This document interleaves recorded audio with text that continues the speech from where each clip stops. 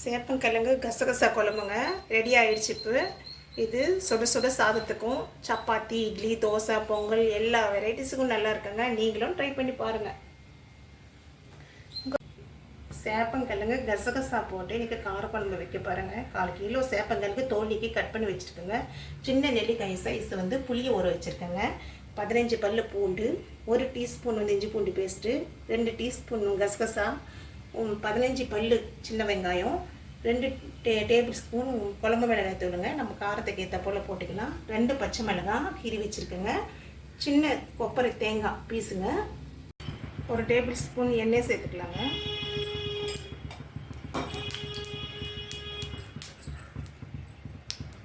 எண்ணெய் சூடானது இந்த கொப்பரை தேங்காய் சேர்த்துக்கலாங்க. இந்த கசகசாவும் சேர்த்துடலாங்க. ஸ்லோ ஃப்ளேமில் இது வதக்கணுங்க.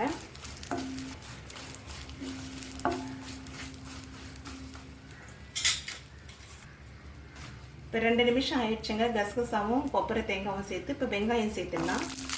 வெங்காயம் சேர்த்து 2 நிமிஷம் கலர் வர இப்போ வெங்காயம் சேர்த்துட்டுங்க. இது ஸ்லோ ஃப்ளேமில் பொன்னிறமாக வர வரைக்கும் வதக்கணுங்க வெங்காயம். இப்போ கொப்பரை தேங்காயும் கசகசா வெங்காயம் நல்லா மணம் வர போல் வதக்கிட்டுங்க. இப்போ இதை நம்ம மிக்சிக்கு மாற்றிட்டு அரைச்சிடலாங்க நைஸாக. இதில் தண்ணி சேர்த்து நைஸாக அரைச்சிக்கலாங்க.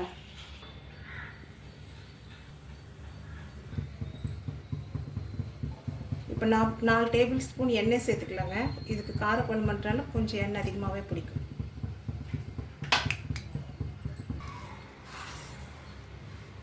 இப்போ எண்ணெய் சூடாகிடுச்சுங்க.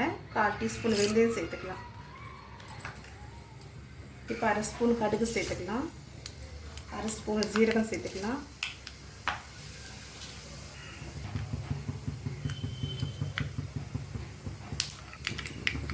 இப்போ கடுகு பொரிஞ்ச பிறகு ஒரு 2 காஞ்ச மிளகாய் சேர்த்துக்கலாம். பூண்டு சேர்த்துக்கலாம்.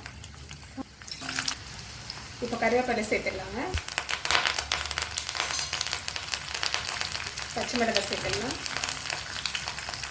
இஞ்சி பூண்டு பேஸ்ட்டு சேர்த்துக்கலாம்.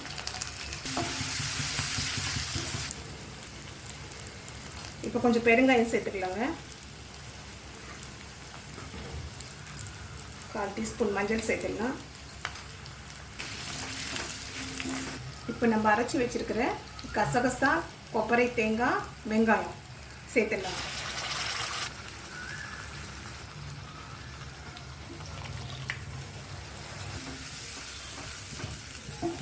இந்த மசாலாவை ஒரு 2 நிமிஷம் மீடியம் ஃப்ளேமில் வதக்கணுங்க. இஞ்சி பூண்டு பச்சை வாசனை போயிடுச்சுங்க. இப்போ மிளகாய் தூளை சேர்த்துடலாம். இது கொஞ்சம் வதக்கிட்டு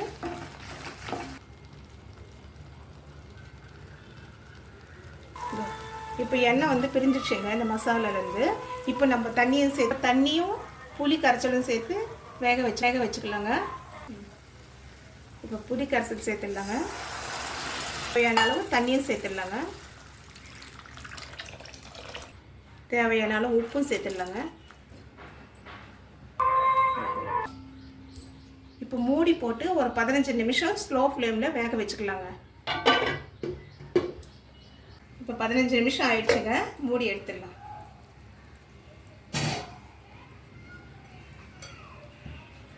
இப்போ சேப்பங்கிழங்கு இதில் போட்டுடலாங்க.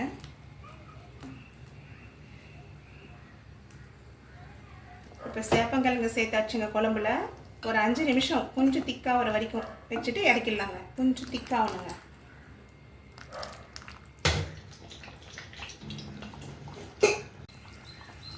குழம்பு வெந்துடுச்சுங்க. அடுப்பு ஆஃப் பண்ணிடலாம்.